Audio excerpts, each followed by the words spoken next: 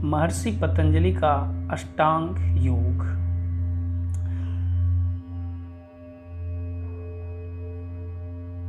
महर्षि पतंजलि जिन्होंने दुनिया को दिया अष्टांग योग का ज्ञान। महर्षि पतंजलि संभवतः पुष्यमित्र शुंग के शासनकाल में थे।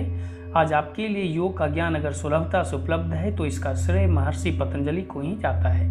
पहले योग के सूत्र बिखरे हुए थे। उन सूत्रों में से योग को समझना बहुत मुश्किल था।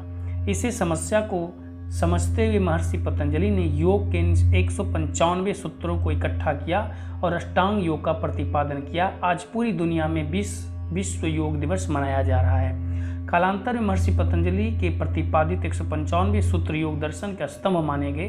पतंजलि ही पहले और एकमात्र ऐसे व्यक्ति थे जिन्होंने योग को आस्था, अंधविश्वास और धर्म से बाहर निकालकर एक सुव्यवस्थित रूप दिया था।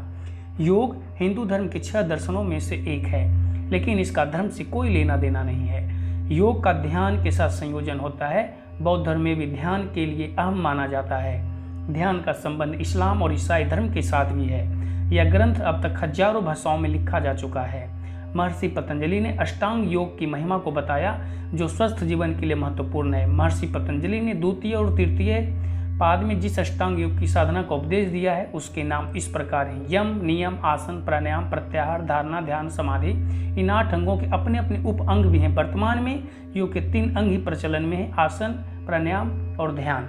महर्षि पतंजलि के जन्म के बारे में एक धार्मिक कहानी बताई जाती है। कहा जाता है कि बहुत समय पहले की बात है, सभी ऋषि मुनि भगवान विष्णु के पास पहुंचे और बोले, भगवान आपने धन्वंतरी का रूप लेकर शारीरिक रोगों को उपचार के लिए आयुर्वेद दिया, लेकिन अभी भी पृथ्वी पर लोग काम, क्रोध और मन की वासनाओं से पीड़ित है। इन सभी विकारों से मुक्ति का तरीका क्या है? अधिकतर लोग शारीरिक ही नहीं, मानसिक और भावनात्मक स्तर पर भी विकारों से दुखी होते हैं। भगवान आदिशेष सर्प की सैया पर लेटे हुए थे। हजारों मुख वाले आदिशेष सर्प जागरूकता के प्रतीक है। उन्होंने ऋषि मुनियों की प्रार्थना को सुन जागरूकता स्वरूप आदिशेष को महर्षि पतंजलि के रूप में पृथ्वी पर भेज दिया।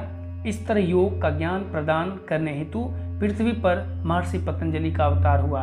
आज के दौर में ज़्यादातर लोग सिर्फ शारीरिक समस्या से छुटकारा पाने के लिए ही योग करते हैं। योग की मदद से तन मन दोनों सुंदर बनाया जा सकता है। Please like and subscribe this channel.